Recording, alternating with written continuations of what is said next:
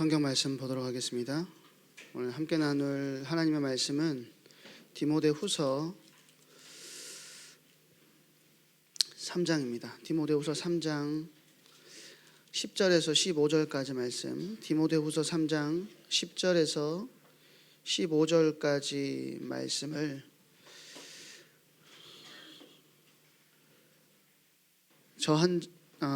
우리 다 같이 합독하도록 하겠습니다. 나의 교훈과 행실과 의향과 믿음과 오래 참음과 사랑과 인내와 박해를 받음과 고난과 또한 안디옥과 이고니온과 루스드라에서 당한 일과 어떠한 박해를 받은 것을 내가 보고 알았거니와 주께서 이 모든 것 가운데서 나를 건지셨느니라. 무릇 그리스도 예수 안에서 경건하게 살고자 하는 자는 박해를 받으리라. 악한 사람들과 속이는 자들은 더욱 악하여져서 속이기도 하고 속기도 하나니, 그러나 너는 배우고 확신한 일에 거하라. 너는 내가 누구에게서 배운 것을 알며 또 어려서부터 성경을 알았나니, 성경은 능히 너로 하여금 그리스도 예수 안에서 믿음으로 말미암아 구원에 이르는 지혜가 있게 하느니라. 아멘. 제가 첫 번째 2025년 1월 첫 주에 뻘쭘하게 와가지고 뒤에 앉아 있었던 기억이 어제 같은데 벌써 1년이 지났습니다. 기도에서도 말씀하셨지만 1년 동안 찬양으로 헌신해 준 우리 로이 찬양팀, 그리고 또 사회로 또 예배 섬겨준 우리 임원들 감사합니다.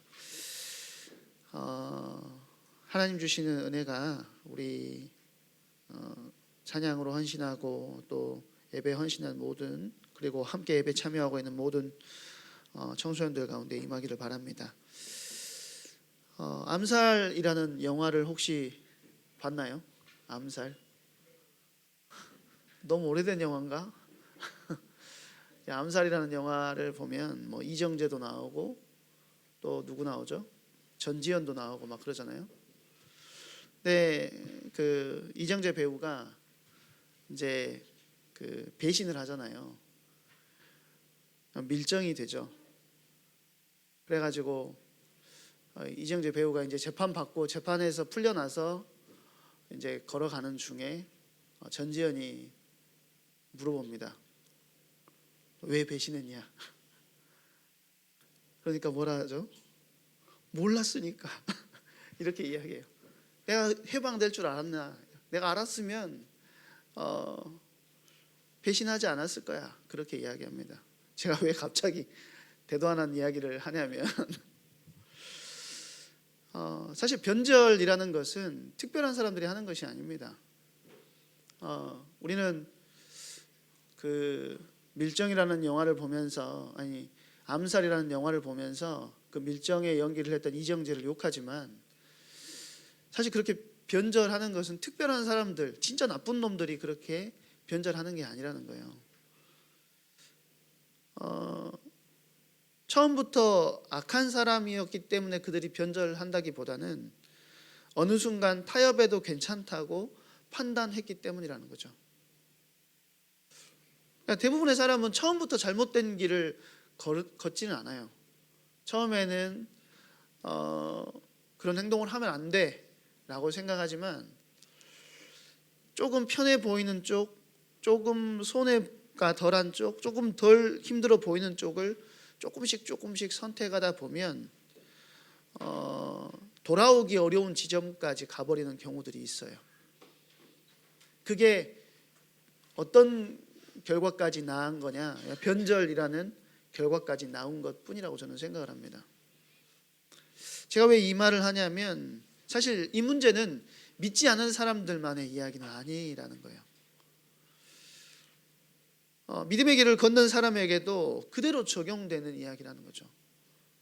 내가 신앙의 길을 조금씩 내가 더 편한 대로, 내가 원하는 대로 조금씩 내어주다 보면 나도 모르게 말씀에서 조금씩 멀어지고, 예배에 대한 집중이 흐트러지고, 기도가 우선순위에서 밀려나기 시작하는 거죠. 그러다 보면 어느새 내가 어떻게 되죠? 불신자와 같은 동일한 상태가 돼버리는 겁니다.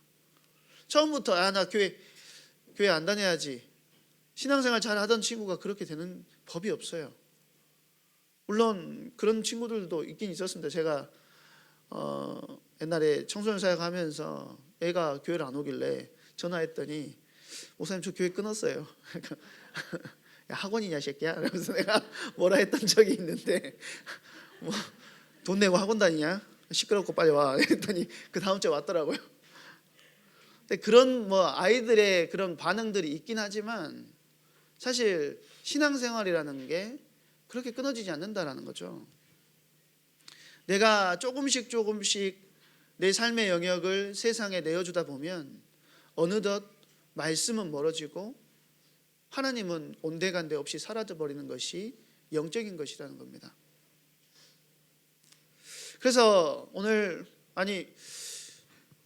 기도자가 내가 하고 싶은 말을 알았나? 영적인 가이드라인은 기도하셨는데 사실 배우고 확신한 일에 거하라, 이게 제가 그걸로 잡고 온 거거든요. 사실 이제 오늘이 지나면 고등부가 아니에요. 고3들은 오늘이 지나면 고등부가 아니에요. 어제 이제 고3 애들이 나간다고 생각하니까 괜히 울적한 거 있잖아요. 그 시끄러운 것들이 다 사라지면 어떡하지? 마음이 울적한 거예요. 근데 이 아이들한테 어떤 말씀을 전해줄까, 하나님께서 원하시는 게 뭘까를 굉장히 고민을 많이 했어요. 지지난주부터. 근데 사실은 12월에 말세에 고통하는 때 해가지고 지금 계속 메시지를 했던 이유가 사실 이것 때문인 겁니다. 사실 졸업하는 친구들을 놓고 계속 그쪽의 흐름을 맞춰서 방향을 맞춰서 메시지를 했었는데 우리가 영적인 가이드라인을 만들어 놓지 않으면 내가 조금 힘들어지고 어려움이 찾아오면 당장 흔들리기 쉬운 현장이 여러분들이 졸업해서 가는 현장이고, 그러면 고2는 안 그렇냐? 고2는 더 그렇죠. 고2는 어때요? 이제 본격적으로 수험생이라는 생각이 나를 사로잡기 시작하면 그 생각에 휘둘려서 나의 영적인 가이드라인이 없어져 버리는 거예요. 그래서 오늘 디모데후서 3장에 우리가 읽지는 않았지만 1절에 보니까 뭐라고 이야기하냐면 너는 이것을 알라라고 이야기합니다. 뭘 알아야 되느냐? 세상을 알아야 된다는 거예요. 지금 우리가 서 있는 환경, 우리가 바울은 말세를 설명하면서 사람들의 성향이 어떻게 바뀔지에 대해서 이야기를 해요. 뭐라고 이야기하죠? 말세에는 고통하는 때가 이를 거야 라고 이야기하는 거죠.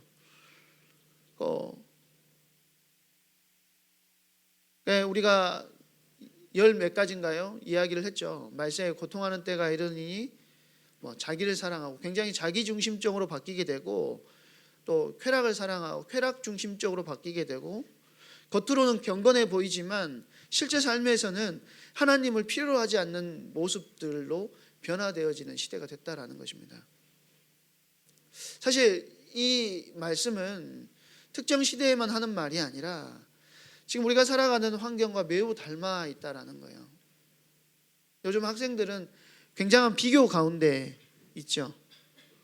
성적에 대한 비교, 또 스펙에 대한 비교, 또 외모, 심지어는 저는 비교를 겁나 많이 당한 게 키 이야기만 하면 진짜 싫어요, 너무. 그리고 SNS라고 하는 또 희한한 게 나와가지고 실제 그렇게 살지도 않으면서 굉장한 비교 의식을 일으키게 만든다라는 거죠. 그러다 보니까 자연스럽게 어떤 생각이 우리 안에 들게 되냐면 어떻게 하면 내가 덜 손해보고 어떻게 하면 뒤처지지 않을까를 먼저 생각하게 된다는 거예요. 이게 뭐죠? 나중심이 된다는 거예요. 나중심이. 그래서 하지만 하나님은 분명하게 우리에게 말씀하신다는 거예요. 뭐라고 말씀하시냐면 저와 여러분을 그냥 심심해서 부르신 것이 아니라 시편 4편 3절에 보니까 여호와께서 자기를 위하여 경건한 자를 택하신 줄 너희가 알지니라. 자기를 위하여서 저와 여러분을 택하셨대요. 하나님 본인을 위하여서 저와 여러분을 스스로 택하셨대요.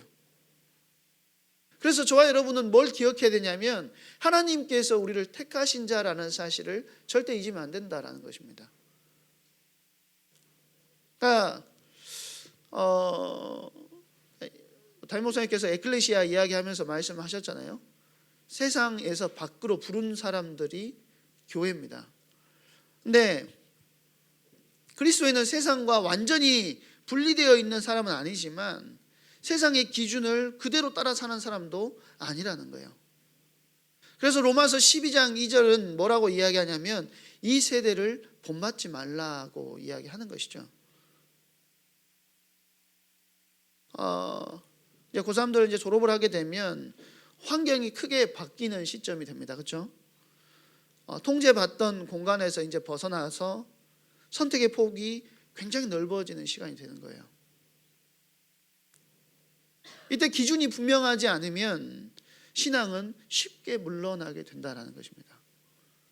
그래서 여러분 안에서 영적인 기준, 여러분 안에서 신앙의 기준을 세워나가는 것이 굉장히 중요하다는 것이죠. 바울은 분명하게 이렇게 이야기했어요. 디모데후서 3장 12절에 보니까 그리스도 예수 안에서 경건하게 살고자 하는 자는 박해를 받으리라 이렇게 이야기했습니다. 요즘 시대에 누가 박해를 합니까? 목사님 그거 잘못된 말씀인 것 같은데요. 근데 여기서 말하는 박해는요, 물리적인 고난, 막 뭐 창으로 찌른다 할지 가죽으로 막 동여매가지고 힘들게 한다 할지 그런 박해를 이야기하는 게 아니에요.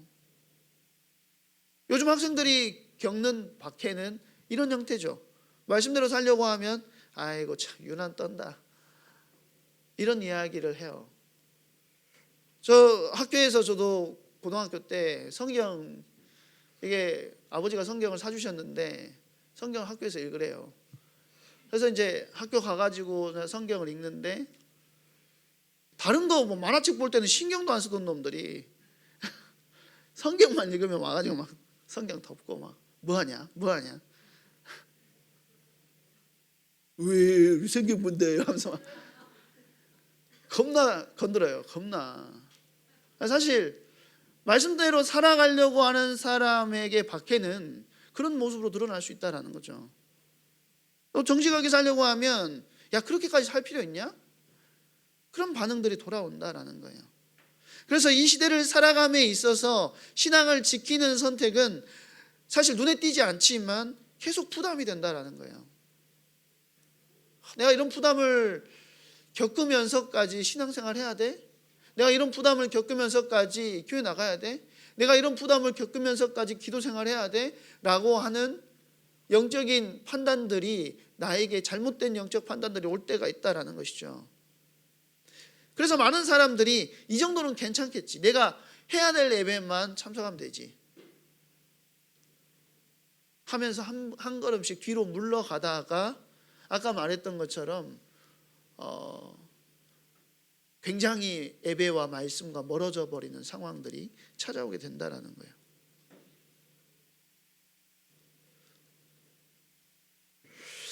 하지만 바울은 자신의 삶을 통해서 중요한 사실을 하나 증언합니다. 디모데후서 3장 11절에 보면은요 이렇게 이야기하죠.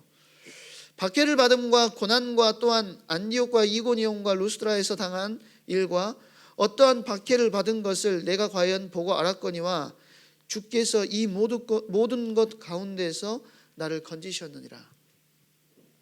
바울은 굉장히 많은 신앙생활 한다고 말씀 전한다고 복음 가지고 살아간다고 굉장히 많은 박해를 받았는데 바울의 하는 이야기는 뭐였어요? 주께서 이 모든 것 가운데서 나를 건지셨느니라. 경건의 길에는 어려움이 있을 수밖에 없습니다. 그러나 동시에 뭐가 있냐면 하나님의 개입, 하나님의 간섭하심이 있다라는 것이죠. 그래서 제가 여러분에게 항상 말씀드리는 것이 예수 믿는다는 게 고난이 없어진다는 것을 보장하지 않는다라는 거예요. 고난이 띡 하고 사라지면 얼마나 좋겠습니까마는 고난 중에도 하나님께서 함께 하신다는데 사실 예수 믿는다는 것에 대한 굉장한 메리트가 있는 것이죠. 그래서 우리 고3 졸업하는 학생들 뿐만 아니고 고2에서 고3 올라가고 고1에서 이제 고2 올라가는 여러분들에게 제일 중요한 것은 뭐냐면 하나님이 함께 하시는 것을 경험하는 거예요. 어떤 상황 속에서든 어떤 어려움과 위기 속에서든 하나님이 나와 함께 하신다. 하나님이 내 모든 것을 책임지시고 나를 인도해 나가신다. 그 함께 하심의 비밀을 체험하면 고난 속에서도 믿음을 잃지 않게 된다는 거죠. 그러면 어떻게 하면 기준을 가지고 중심을 잃지 않을 수가 있을까요? 그래서 바울은 디모데에게 이렇게 말하는 겁니다. 디모데후서 3장 14절에 그러나 너는 배우고 확신한 일에 거하라. 여기서 중요한 점은 뭐냐면 새로운 걸 찾아야 돼 라고 하지 않았어요. 대단한 거 다른 방법을 찾아봐 이렇게 말한 것이 아니라 이미 받은 것을 붙잡으라고 이야기해요. 저와 여러분이 이미 가지고 있는 것을 붙잡으라고 이야기한다라는 거죠. 디모데는 사실 갑자기 믿음이 생긴 사람이 아닙니다. 어릴 때부터 성경을 배웠고 가정과 또 회당에서 말씀을 들으면서 자랐던 사람이 디모데예요. 그래서 디모데후서 3장 15절에는 뭐라고 이야기하죠? 어려서부터 성경을 알았지 않냐? 그렇게 이야기합니다. 문제는 말씀을 몰라서 무너지는 경우보다 말씀을 알지만 우선순위에서 밀어내서 무너지는 경우가 많다라는 거예요. 말씀이 우선순위가 아니고 뭐가 된다는 거죠? 신앙생활이 우선순위가 아니고 뭐가 된다는 거죠? 차선이 된다는 거예요.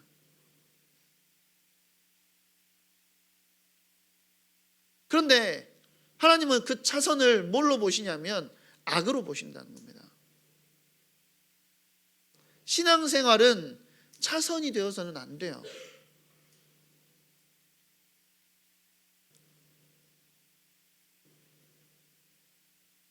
고등학생들에게 가장 쉬운 변명은 특별하게 대학 올라가거나 또 고2에서 고3 올라가는 친구들에게 가장 쉬운 변명은 뭐죠? 바빠서요. 사실 바쁜 거 알아요. 겁나 바쁘죠. 안 바쁘겠습니까? 뭐 공부도 그렇고 입시도 그렇고 일정도 그렇고 여러 가지 힘든 것도 당연한 압니다. 저도 고3 때 너무 힘들었기 때문에. 근데 말씀에서 멀어지는 데는 항상 그럴듯한 이유가 있다라는 거죠. 그럴듯한 이유가 없지 않아요. 마태복음 13장에 보면 씨 뿌리는 비유가 나옵니다. 22절에 보니까 가시떨기 위에 뿌려졌다는 것은 말씀을 들으나 세상의 염려와 재물의 유혹에 말씀이 막혀 결실하지 못하는 자요. 그랬어요. 이 사람은 말씀을 아예 거부하지 않았어요. 말씀을 듣기는 했습니다. 문제는 말씀보다 더 급한 것들이 생겼다라는 거죠. 누구의 모습이죠? 우리의 모습일 때가 많지 않습니까? 염려할 일이 많아서 성과가 중요해서 당장 해결해야 될 것들이 있기 때문에 그것들을 따라간다라는 거예요. 말씀은 틀리지 않았지만 우선순위에서 밀려나고 차선이 되고 차차선이 되다 보니까 결국에는 결실하지 못하게 된다라는 것이죠. 그러니까 말씀에서 멀어지는 가장 흔한 이유는 안 믿어서가 아니라 너무 바빠서일 경우가 많다라는 거예요. 누가복음 14장에 한번 볼까요? 누가복음 14장에 보니까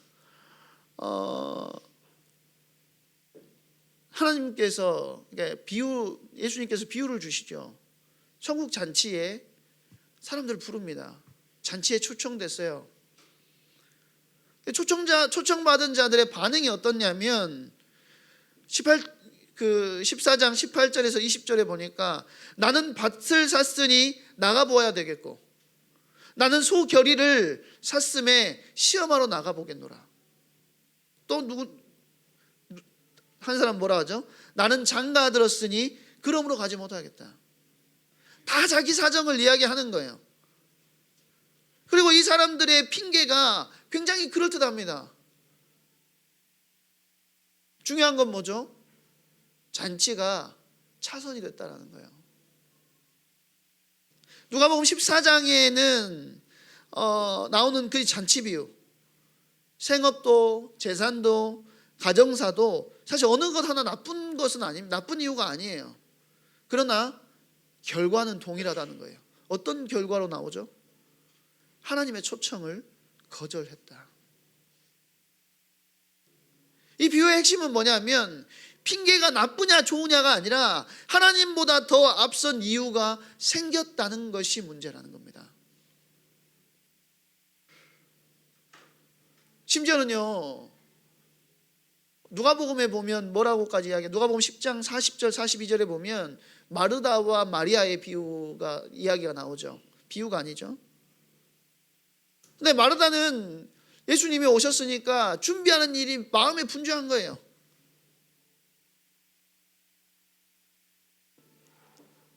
성경은 뭐라고 이야기하냐면 마르다는 준비하는 일이 마음이 분주한지라 마리아는 좋은 편을 택하였으니 빼앗기지 아니하리라 그랬습니다. 마르다는 놀고 있었던 게 아니에요. 예수님 오시니까 손님 대접할 사람이 필요하잖아요.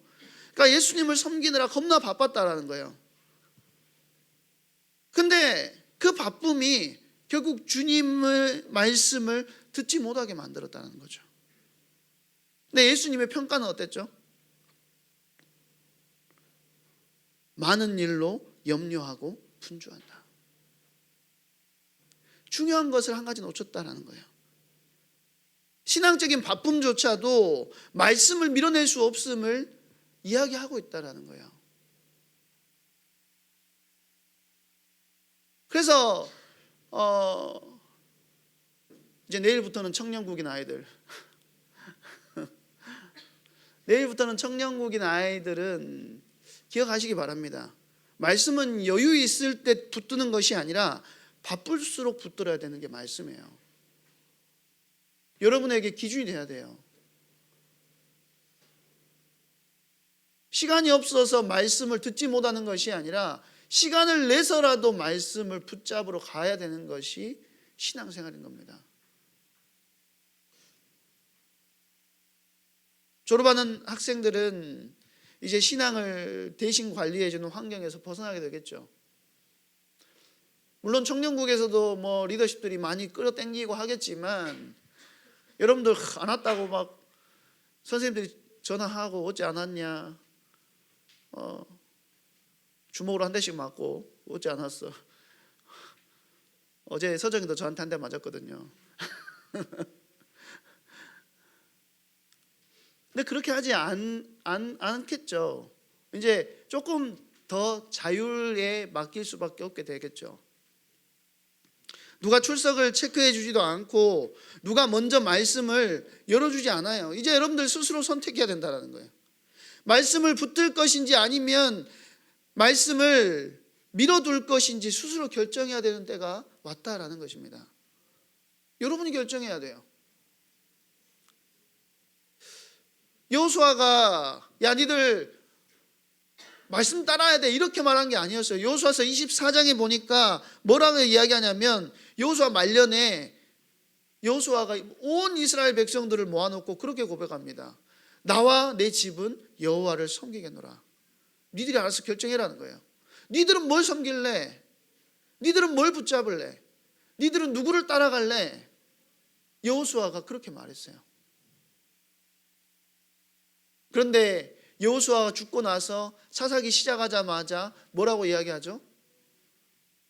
하나님이 그들을 이끌어왔던 것, 그리고 심지어는 광야의 생활까지 잃어버린 세대가 일어나게 됩니다. 하나님을 모르는 다른 세대가 일어났어요. 물론 여러분에게 스스로 선택하라는 때가 오지만 저는 여러분들에게 하고 싶은 말은 말씀을 선택하라 말해주고 싶어요. 영적인 것을 선택해야 된다. 그게 최우선이라는 거죠.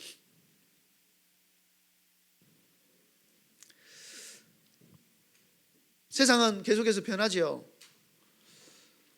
환경도 바뀌고 역할도 바뀝니다. 하지만 바울은 한 가지를 붙들라고 말해요. 그게 뭐였죠? 배우고 확신한 일에 거하라. 단순히 열심히 믿으라는 말이 아니라 무너질 수밖에 없는 세상 속에서 신앙을 지키는 구체적인 기준을 붙들어야 된다는 말이에요. 말씀에 뿌리내린 사람은 환경이 바뀌어도 방향을 잃지 않는다라는 것이죠. 졸업은 끝이 아니라 새로운 자리로 옮겨가는 과정이 됩니다. 아까도 말했지만 아쉬워요. 안 보내고 싶어. 어제 형제한테 그랬거든요. 어둠 속 떠돌며 디딜 것 찾던 나. 이거 찬양 우리 같이 했어야 되는데 올해 못했다. 어찌냐 내년에는 못할 것 같은데.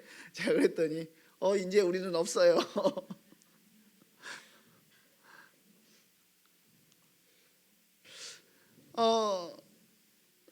새로운 자리로 옮겨가는 과정인데 그 과정에서 말씀을 놓지 않는 것이 신앙을 지키는 가장 현실적인 방법이라는 것이죠. 여러분, 배우고 확신하는 일, 지금까지 모르겠어요. 신앙이 짧은 사람도 있고 긴 사람도 있겠지만 여러분 배우고 확신한 일에 거하시기 바랍니다. 이 말씀이 지금 이 시기를 지나가는 모든 청소년들의 기준이 되기를 주님의 이름으로 축원드립니다. 우리 이 시간에 같이 찬양했으면 좋겠습니다. 찬양 제목도 배우고 확신한 일에 거하라. 여러분 옛날에 많이 불렀던 찬양이죠. 우리 청소년들은 잘 모르더라고요. 우리 현실 앞에 우리는 늘 넘어지고 쓰러질 때가 있어요. 우리를 공격하는 세상의 흐름들이 있지요. 그러나 우리가 붙들어야 되는 것은 하나님의 말씀, 배우고 확신한 일에 거하는 은혜가 우리 가운데 있어야 되겠습니다.